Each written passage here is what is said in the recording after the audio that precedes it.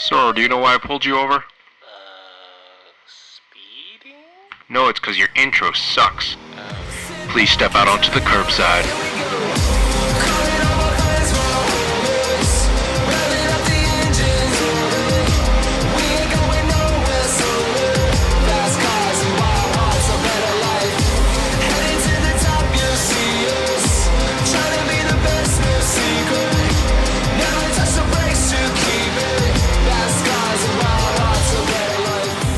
Hey everyone, welcome to the Curbside Podcast, a podcast where we talk about cars and everything to do with cars. My name is Jeff. I drive a 2004 Honda S2000, and I am from Southern California. You're not Taiwanese American now. And Taiwanese American. There we go. What's up, everybody? My name's Parth. I drive a 2016 M3, living up in the Bay Area, where it is hot as shit today. Is it hot down there? Yes, high hit 100 degrees today, and I believe it hit 100 degrees up there, too. Yeah, that's not That normal. never happens, dude. Yeah, exactly. It's so hot that me and Jeff were supposed to record this episode about 8 hours ago, but we couldn't because I can't sit in my room without AC today. Jeffrey can't sit in his room without AC. I'm downstairs again, as you can see, in the living room, if you're watching the podcast, where we have a silent AC unit, so I can actually sit here comfortably in peace and talk to you about cars. Yeah, I have not been as considerate because I just realized the fan is still going in the background. So you might hear some that would be me. Parth is pointing at his glass right now, saying it's beer time, everybody, because it's beer time, everybody. Always beer time for Parth. We usually record these fucking episodes on a Thursday or Friday, usually around this time, which is usually now beer time. We just happen to always record at beer time. I'm not an alcoholic. We record at beer time. Okay. Yes. All right. We recorded that one day at 8 o'clock. I said it was coffee time. Oh, true. There was one difference. At least he doesn't just drink in the mornings. Not an alcoholic. Cars. We're here for cars. Yes. Anyways, I wanted to begin this week's episode with an apology. I announced some fake news last week about do you ever say anything that's true? I did announce last week that the Murray T.50 was completely sold out and cost $2.1 million. The article I read from Car and Driver, I had to read it over a couple times. I realized that those figures aren't for the Murray T.50, but the McLaren Speedtail. But actual figures from the videos I've watched of the T.50, the whole reveal, Gordon Murray himself said that before the car was actually revealed, 2/3 of the cars have been pre-sold already. Before anyone, so you can buy one. So you could buy one, and it doesn't cost $2.1 million. It costs 2.7 something million pounds. So closer Holy to shit, that's like $3.5 million, dude. So let's break this down for everybody. What Jeffrey's saying now, which he's fixing whatever he said last week. The car is available for you to purchase if you would like to purchase a T50 designed by the genius behind which is the McLaren F1. Only thing is, the bad news of this whole situation is it's actually more than what we had said initially. Yes. Quite a bit more. Yes. 2.75 million pounds is quite a bit more. Yes. So, I don't know. So shit. this week, I've been looking up a lot of videos on this car. Like interviews with Gordon Murray talking about the car. And the more videos I watch, the more I appreciate this car. It's a fantastic car. It's great. And I've always respected that this car is not meant to be like a race car for the streets. It's not like a Ford GT, right? Gordon Murray had the vision that I am going to design the best driving experience, the best engineered road car ever. For 2.75 million pounds. Yes. And you know what the funny thing about that price is, right? He was talking about the things he didn't like about the McLaren F1. And he always thought the McLaren F1 was a very usable, very good road car, because that's what he designed it to be. So he had owned an F1, and he would take it everywhere, right? But he had decided to sell it because he couldn't anymore. Not because it wasn't usable on the street, but it was because he was like, the dang thing is too expensive, like, for the insurance on a $16 million car. Dude, you know, apparently with those cars, not just the insurance and all that, but there's a very select group of mechanics that work on the F1. Roden tracked an article about this, I think last year sometime. And one of the best ones, which is the one that most McLaren F1 drivers go to, is in the UK, and people send their cars from wherever the hell they are in the world to that person, so they can work. So that one guy can work on their F1 for maintenance. Jeez. Imagine sending your car on an airplane for an oil change. Yeah, dude, it's insane. And he said that he sold that car because it was too expensive to whatever, right? Yeah. And he was like, this new car, the new owners are going to feel much more comfortable driving it because it costs less. It costs less. I got a problem here. I got a little bit of a problem here. When the first McLaren F1 came out, back in the old days, what was it, 90-something, right? Yeah. How much was it? I think... I can bet, like, my left testicle that it wasn't in the millions. No one wants that part. You'll win that bet because no one's going to take it. In 1994, when it came out, the car cost £540,000, which was equivalent to $800,000. In 1994, purchasing power for $800,000 is about $1.4 million. And what's it now, like 20 million? Something like that? Yeah, 20 million. Yeah, this guy's perspective on money is a little bit different than ours. Let's put it that way. He's right. You would be more comfortable driving the T.50. A 2.75 million pound car than a $20 million car. Exactly. It costs 10 times less. This is assuming that the price of the T.50 doesn't go up after it sells out. It'll definitely go up. Gordon Murray's right, I guess, for the first few years. Until, the car sells out, there's no more of them. He's right in the terms of current McLaren F1 prices and current T50 prices.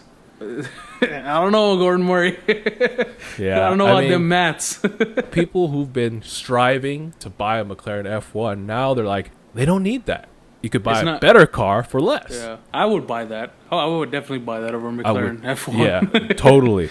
And let me tell you the thing about this, okay? Gordon Murray is basically an engineer and designer with massive OCD. Because here's one of the things about the T50, just to give you a taste, okay? In the McLaren F1, he wanted to make the perfect road car. So he was like, it has to feel, in every aspect, fantastic.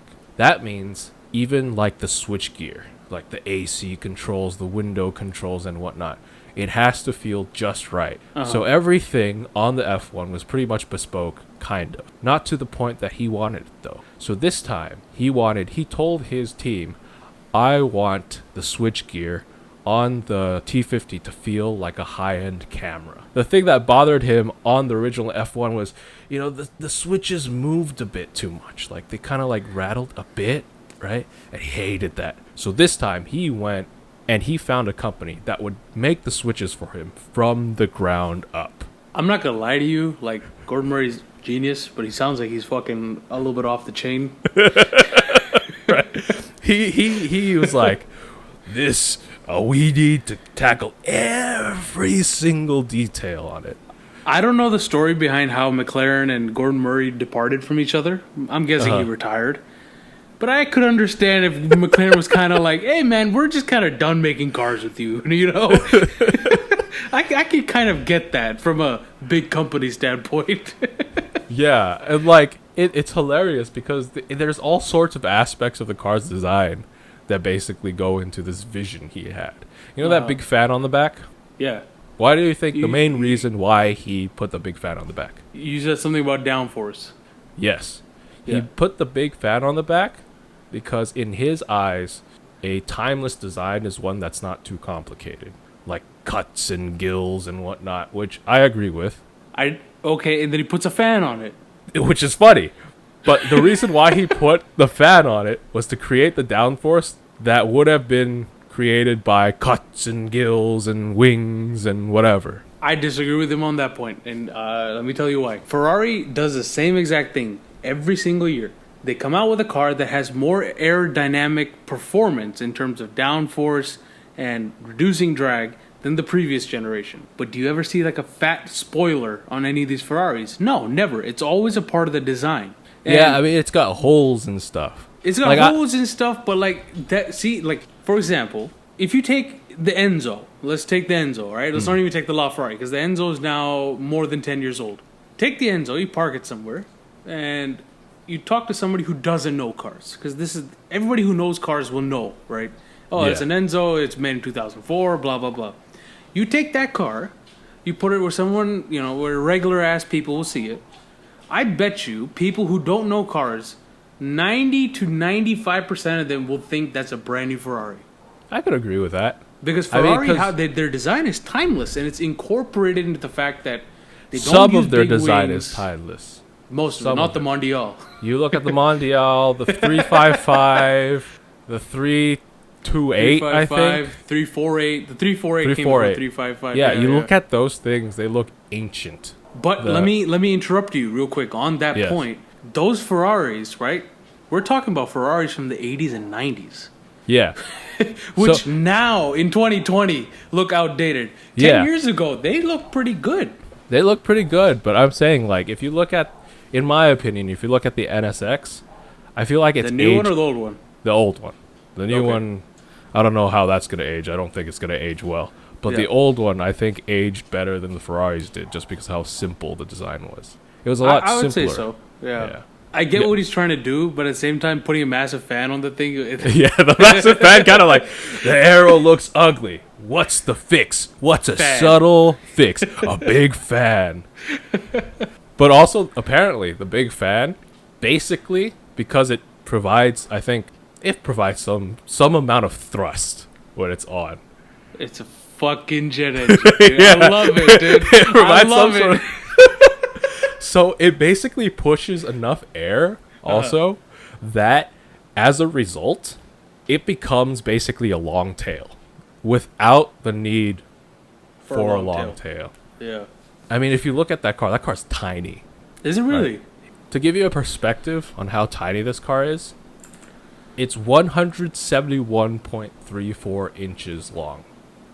Right? Okay. Numbers. Yes. The newest Cayman, 172.4 inches long. Wait, what? It's shorter than a Porsche Cayman. No way, dude. Yeah. That's how small it is. Yo, hold on, dude. Okay, I hang on. Really? Yeah. Bro, I know Porsches have been getting big in the last 5 years or so. They've been getting pretty big. GT3 is the size of almost like an Audi A4. Yeah. But what? Yeah, when I heard that, I was like, no freaking way, dude. This is a hypercar. Let's forget supercar. This is a hypercar, which is usually the size of about a LaFerrari, a 918, an Aventador, a P1. Big cars. Big cars. They're pretty big. Yeah. Like, even how sporty they are, but they're big cars. You're telling me this is fucking smaller than a Cayman? Yes. Oh. The man is on, he's always on a quest for small, light cars. His current car is the Alpine, the French Porsche Four Eyes looking car thing. He's a British guy driving a French car. Yeah, so this is his current car, and the car that he had before was a smart roadster. Yo, this guy's... Yo, he's a fucking he's off the wall, dude. His smart roadster. Designer of the McLaren F1 sells his McLaren F1 because it's too expensive and is currently driving some French car as a British guy, which is sacrilege. And on top of that, his past car was a smart car. And he says he does own 2 4x4s, but they both weigh under 1,100 kilograms. What the fuck is that SUV, bro? The Suzuki Jimny. You sure you want to buy a car from this man? No, man. That sounds crazy, but that is gonna be the best driving car out there. Well, you know the thing with the whole Apple Steve Jobs thing, it was the crazy ones that change the world and stuff. Exactly. This guy fits the bill. That's for sure. Holy shit! I love it. I super appreciate this sort of crazy attention to detail because it's making a car that basically no one else makes. Nothing else is like it. I know Drive Tribe and I think Top Gear, they said probably the closest car would be the Aston Martin Valkyrie because of the high revving engine, because it's lightweight. But Gordon Murray doesn't think so because that's basically a race car. This is a road car. Yeah, that probably has electronic gimmicks and all that stuff. It definitely doesn't come with a manual gearbox. Yeah, exactly. This car has a manual gearbox. It's got 654 horsepower, 12,200 RPM red line. We talked about this last time. It's an F1 engine, basically. Old school F1 engine. Yes. Smaller than a Cabin, lighter than a Miata. And it has a fat fan on the back, so you can use a thrust. Has a big fat fan on the back. You know what else? One of the things he did on the car too? He was like, dang, I'm annoyed with the McLaren F1 because it's hard to get me luggage into the McLaren F1. Who else cares? Who carries luggage in the McLaren F1? Okay? But he was like, nope, I do. So he changed it so you could just top load the luggage into it. No way. Yeah. It has these like basically kind of saddlebags that when you open the rear hood, they open kind of like upwards, like hinged in the middle and upwards. There's two like bins that you could just take your suitcase and boonk them in. Bro, the McLaren F1 was one of the best cars of all time. All time, yes. Right? No matter if this guy owned a fucking smart car and a French car as a British guy, I will never get past that. Who better to design the perfect road car than the man himself without restraint? This is how old is he? He's an older guy, right? I'm guessing 60s, 70s. So he's a man who's matured. He's a mature individual. Yes, he's matured. The T has to be pronounced because he's mature. He's not mature. He's mature. Yeah. So he's lived his life. He's done the grinding. He's done the hard work. He's done the basic shit from, getting somebody his coffee to designing the McLaren F1, which some consider the pinnacle of his career. But to him, he was like, I want to do what I want to do. Yes. And he goes and makes his car. Which, in my mind, no matter how fucking crazy this motherfucker is, without even seeing this car, without even sitting in this car, without even driving this car, I can guarantee you it's the best car ever. Yes. Because nobody else will make a car with that much passion than the guy who has nothing to lose. Yeah, exactly. He took the McLaren F1 and was like, there's things wrong with it. And I'm going to make it better. That's the car you make when you're like 40 years old or something, 45 years old, where it's like, you're the important guy, but you're still not, old enough to have that experience or, tell McLaren, hey, fuck you, I'm doing it my way, right? So now he's at the age in life where he's like, fuck you, I'm doing it my way. It's called the Gordon Murray T.50. Just by that fact alone, people listening, if you don't believe this is going to be the best driving car ever, you're on some shit. You're probably like you're the guys that buy Teslas. But this will probably be the best driving car ever. Because we've talked about this, right? We've talked about how we're annoyed that everything's all about numbers and bigger 100%. This, bigger that. I know, and we know this. We were supposed to discuss a different topic right today. We were supposed to talk about the car that we would like, correct? Uh-huh. I'm not going to lie to you. What this guy Gordon Murray is doing with this car, with a 6-speed manual gearbox, three abreast seating with one in the center. Another thing. Yes. I just have a bunch of things that I've learned about this car that I want to share because I think it's fantastic. Yeah. It has manual steering, except it doesn't. Explain. So it's got a thing on the steering thing, I don't know, that basically gives you power steering below a speed that he hasn't determined yet. He'll only find out once you start driving it, so you can get the feel. So when you're parking, you're driving slow, you're not, getting an arm workout. But when speed picks up and steering gets lighter, it just shuts off. No more. It's all manual steering. So it's like a hybrid. Yes. Okay. See? Because when do you want the electric assisted or hydraulically assisted steering wheel? At low speeds, right? Yes. When do you not want it? When you're driving fast and having fun and performance and all that shit, right? Mm-hmm.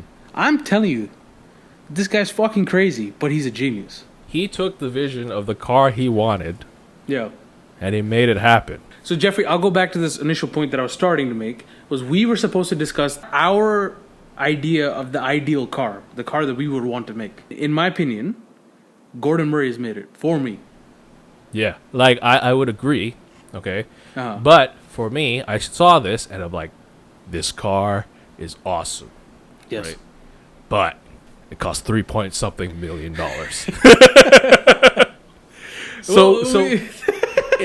In my head, okay, if I could, this would be a commercial disaster because no one would buy it. But I would make something, I would say, equivalent to basically what a modern day S2000 would be. Small light sports car with decent enough power, 6-speed gearbox only. That's all you get. No options. No automatic. No crud like that. Yeah, go fuck yourself if you want an automatic. A nice, peppy, high-revving engine.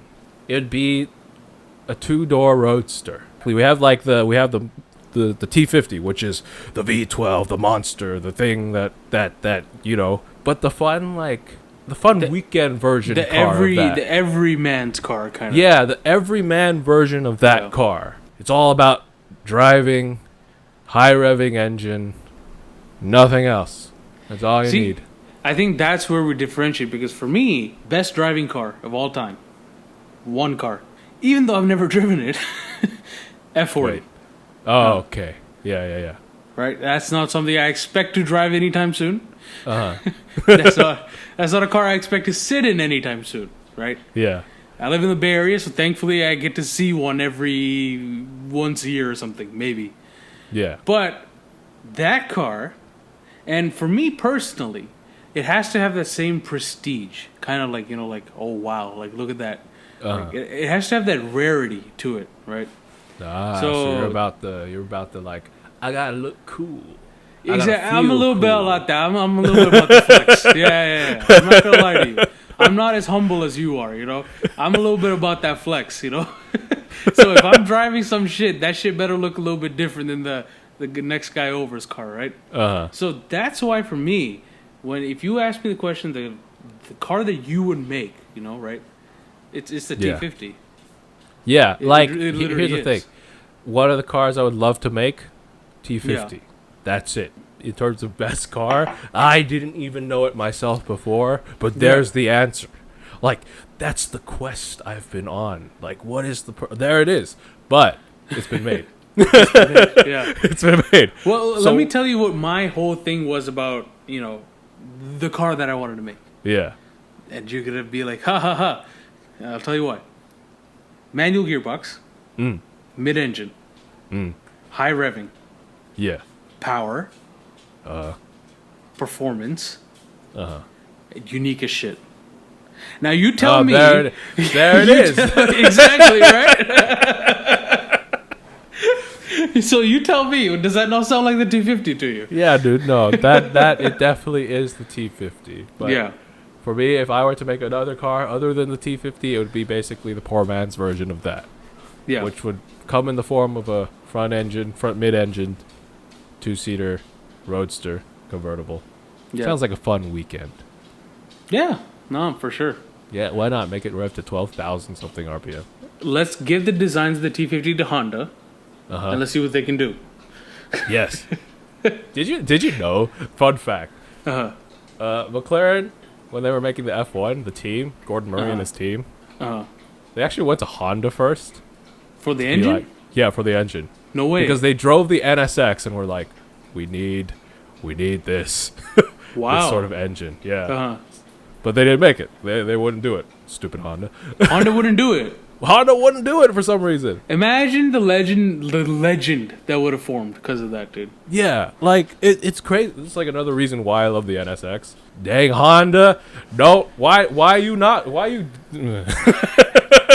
you let the Germans get it, man. Yeah, man. You could have the McLaren F1, and it would be serviceable by Bill from the local Honda dealer, dude. Yeah, dude, from Fremont Honda. Yeah, imagine that. Well, we talked a lot about Mr. Gordon Murray. Mr. Gordon Murray, if you happen to some reason listen to this podcast, we would be very obliged. Yes. To even see your car. Yeah, see your car, talk to you about your car. Very good. I appreciate your attention to detail on that car. I think you're fucking crazy, but you're a genius. And I have mad respect for people like you. There have been other people like you, and I have respect for them, and I have respect for you. I don't think you're crazy. Yeah, because he's also crazy. Yes. With that, should we go to our break? Yeah.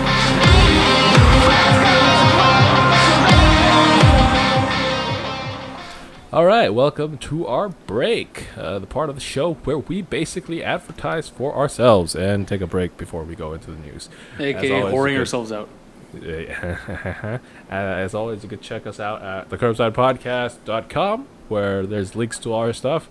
You know, if you like the show, share it with all your friends. Tell everyone. Give us a rating on the podcast places. Do all the things. Y'all watched us for the Doug video. We appreciate it, but like, come on, man. Like, you also share that shit, you know? Just because it's Doug, you know, you guys, like, we're still here. Hello? We made it. Yeah, like, come on, do something. And it's easy for you guys to share this stuff because you can find us on all the social media platforms. You can find us on Instagram at The Curbside Podcast. On Facebook, just type in The Curbside Podcast. On Twitter, which is at The Curbside Pod. And YouTube, just we have a YouTube. Pod, no the. I'm taking Andrew's job today, so just filling First in the day on the job. Yeah. Also, Andrew's not here today, by the way, if you have not noticed. He just hasn't been talking this entire episode. He's like, these guys are going off about this car. I'm bored. He's not here today. He's hanging out with his family. He's down in remember he told you guys last week he's down in SoCal, so he's about to come back up, so he's hanging out with the family. So I'm taking this job, so that's why it's at Curbside Pod on Twitter. Correct, Jeff? Yes. And you can also find us on YouTube, where these guys, Jeff and Andrew, we posted a lot of stuff. They recently posted some stuff of when Jeff was up in NorCal, and they did some stuff on his Evo. Some brake changes and some other stuff, some transmission service stuff. Check it out. Yeah, and for that, just in YouTube, just search up The Curbside Podcast. Yeah, I did a video of me taking an old MDX off-roading, I think. You know, you guys and that was a good video. That was a good video. Yeah, you guys should check it out, man. Like, that MDX is basically ready for the Rubicon. I don't know about that. And if you guys want to send us an email, send us an email. It's at the Curbside Podcast at gmail.com. For whatever, if you want to give us a sponsorship, if you just want to say what's up on email, shoot us an email. With that, shall we go back to the show? Okay. Now that we got you loose, I can hear the birds waking up. Alright, we are back to the show, which means it's time for the news. News, which is information that is new.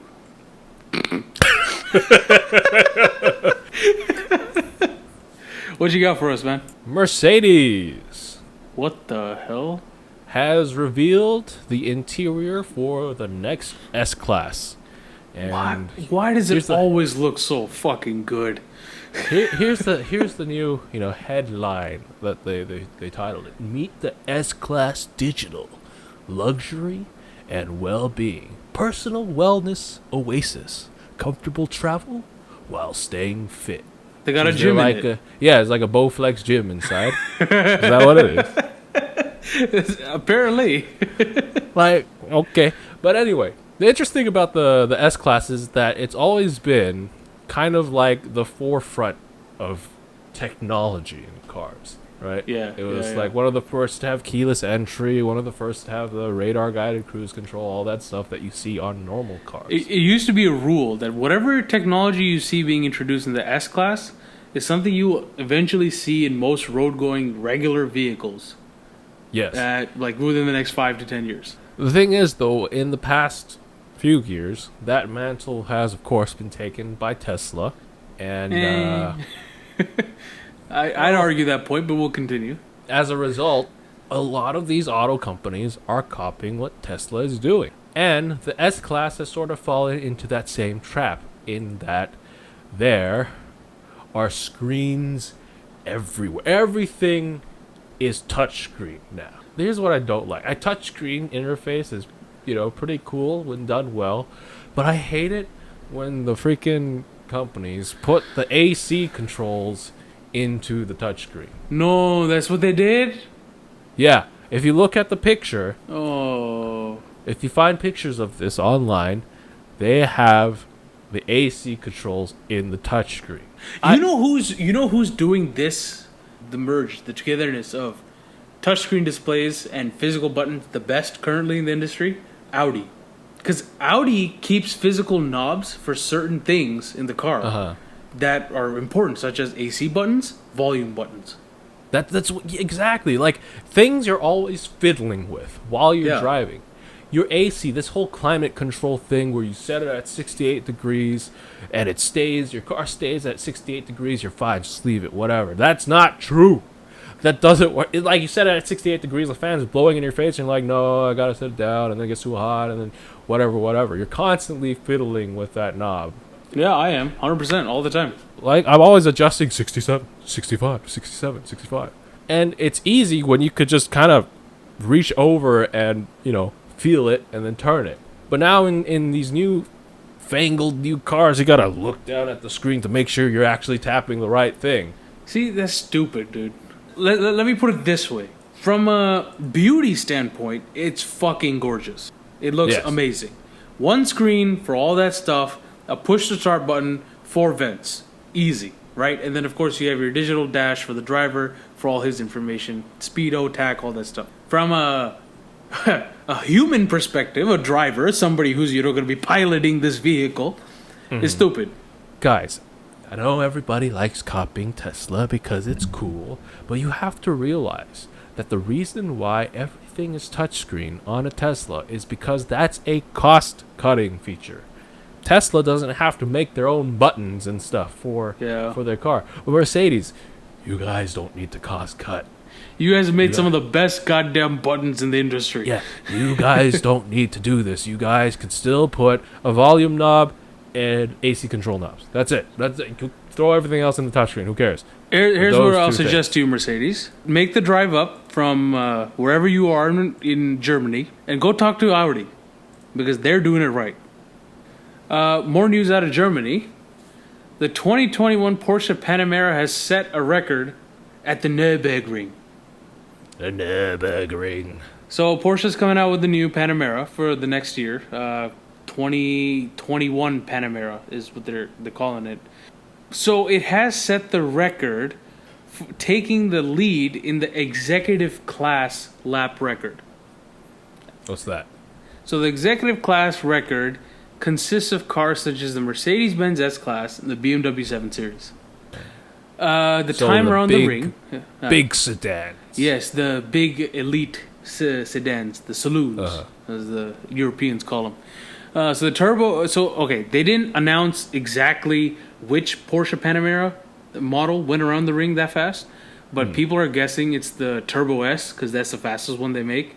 Yeah. I wouldn't be surprised if it's the GTS because the GTS is kind of like the more performance-y version. It's the one that rides a little stiffer, but it has less power than the Turbo S because the Turbo S is like the touring version, correct? Yeah. So it's either the Turbo S or the GTS. Car and Driver thinks it's the Turbo S. I wouldn't be surprised if the GTS. It lapped a 12.9 mile course in 7 minutes, 29 seconds, and 81 milliseconds, with Porsche test driver Lars Kern behind the wheel. So that's fast. It's pretty fast, man. Apparently it went around faster than the Corvette. The new Corvette. The new Corvette, the C8. The C8. It's a 4-door, the hatchback, basically. Yeah. I mean, okay, the Panamera, we know this, has always been the best Porsche. Driving. It's Porsche. The best driving, fastest sedan out there. Like, I don't think there's one that beats it. But it's not the fastest 4-door sedan around Nürburgring. That still goes to the Jaguar XESV Project 8. You remember that car, Jeff? Yeah, that's a smaller car, though, right? Smaller car, and that one's literally designed for a track. Like, it has 4 doors just for insurance purposes, let's say. Yeah, it's like 3... Okay, so give you a perspective, that's kind of 3 Series, A4, C-Class. C-Class, exactly, yeah. This falls into the S-Class, the 7 Series, the big boys. The big boys, exactly. This, yeah. But Porsche has not revealed anything. They haven't revealed any of the horsepower information, any of like the specifics of it. But we'll learn more about this 2021 Porsche Panamera at the end of the month. And starting prices are looking to be around $90,000 for the base model. Probably expect close to $200,000 plus for the turbos and turbo S's. Yes. What do you think about the Panamera? I used to hate it.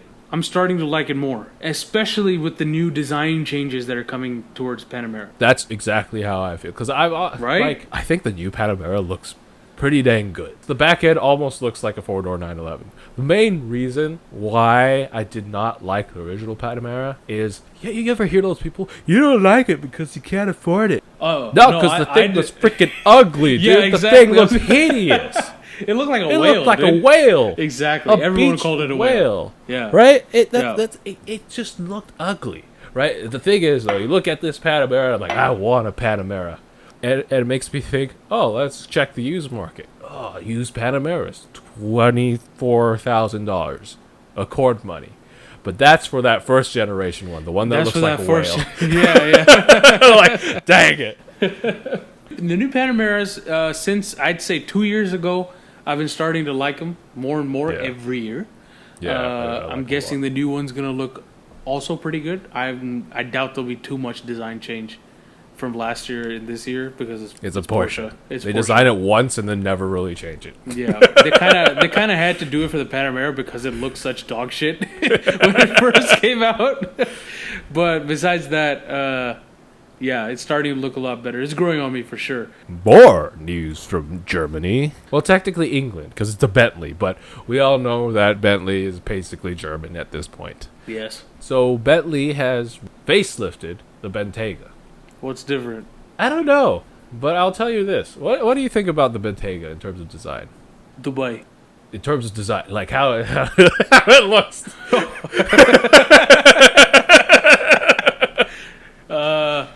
It fits well in Dubai.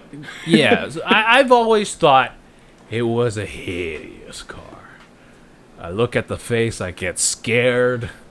It's all weirdly. You get scared.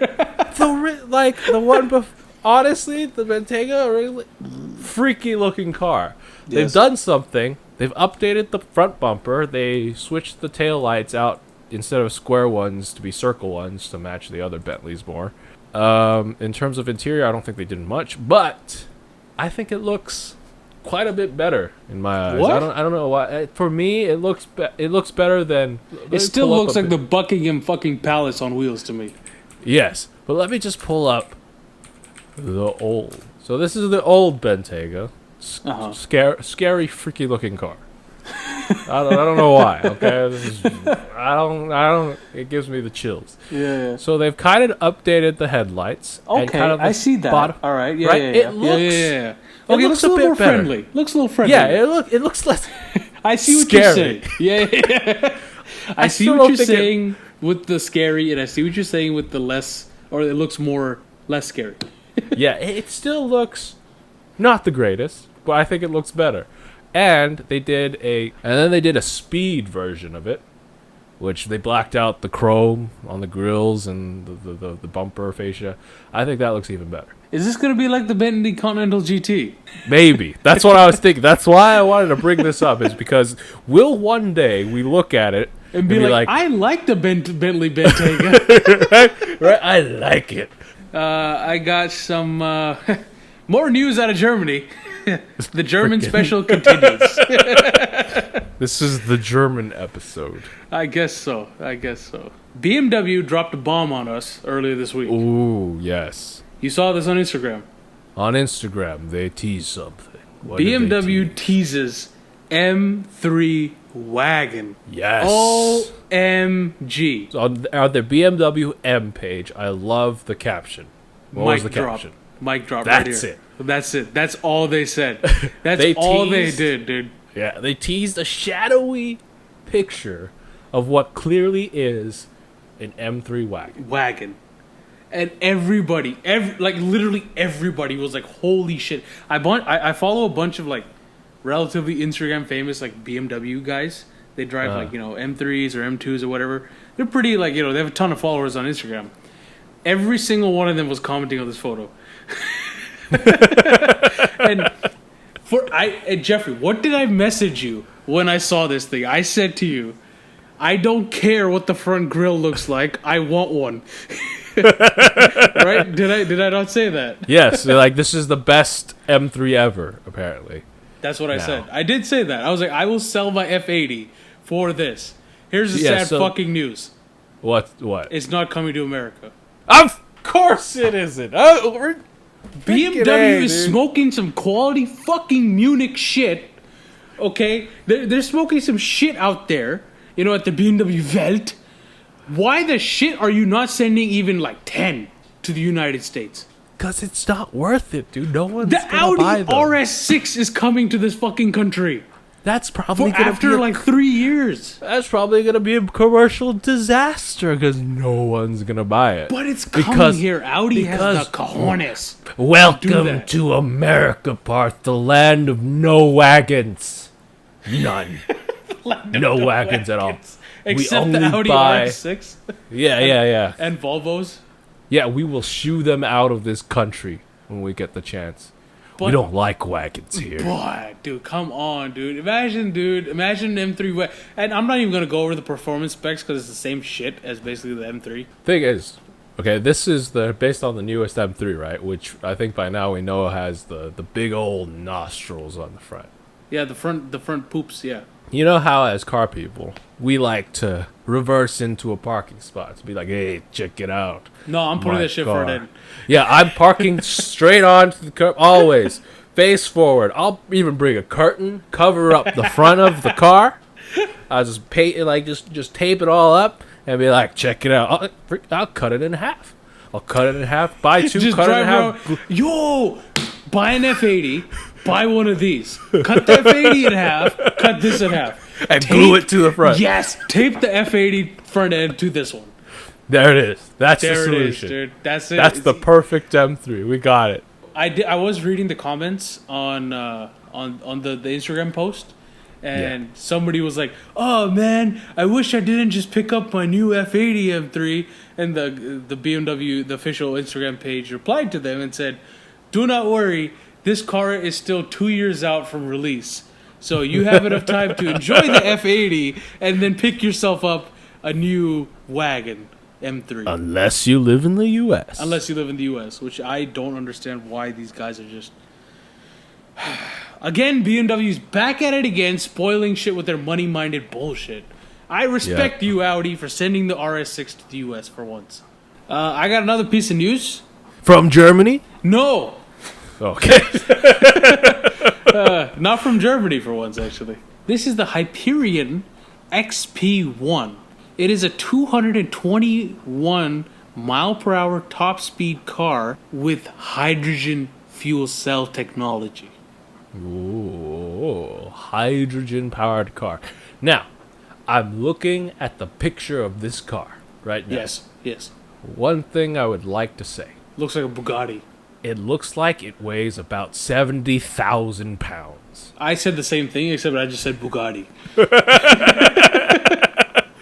It looks like one big, fat, heavy car, dude. It looks like a porker, that's for sure. Yeah, and I'm guessing that has to do with the hydrogen fuel cell stuff. Yeah, I mean, you have to shove in a whole electric power plant in there. Basically. So, the guys at Car and Driver were able to interview the CEO of Hyperion, and they asked him about, why they're doing hydrogen fuel cell and what they see is the future for this. He said, that there's enough companies out there that are doing basically electric and battery powered cars.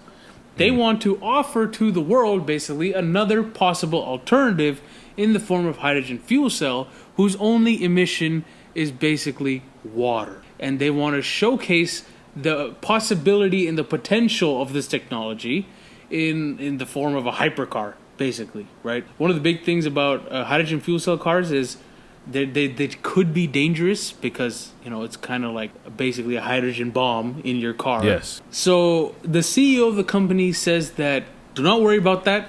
Their hydrogen fuel cell tank is very robust and is able to withstand a lot of impact as well as a direct shot from a high caliber rifle. So they've shot the fuel cell of their car with a high caliber rifle. That must have been a fun day of testing at a Hyperion. The Hyperion quotes that the XP1's curb weight at less than 2,275 pounds. No way, dude. So you're it thinking does about, not. It looks like it weighs 5 tons. There's some cars out there that look heavier than they're supposed to. There's some cars that look lighter than they're supposed to. This is That has to mean that this car is made out of like styrofoam or something. Well, I'm guessing it's a shit ton of carbon fiber because this is the company's first offering, and they're only making 300 versions of these cars. This is guaranteed to be a couple milli for sure. What's the range on it? 1,000 miles. 1,000 miles. And- Can you imagine and- that? Filling up your hypercar and driving across the country Right. on one tank. And also, Hyperion wants to imitate Tesla in a way where they want to make their own network of hydrogen fueling stations. And the production is going into production in 2022. So Cool. New alternative fuel hypercar in the market coming out soon. 300 of them. Guess there's lots to look forward to in terms of cars we can't afford in the future. Yes.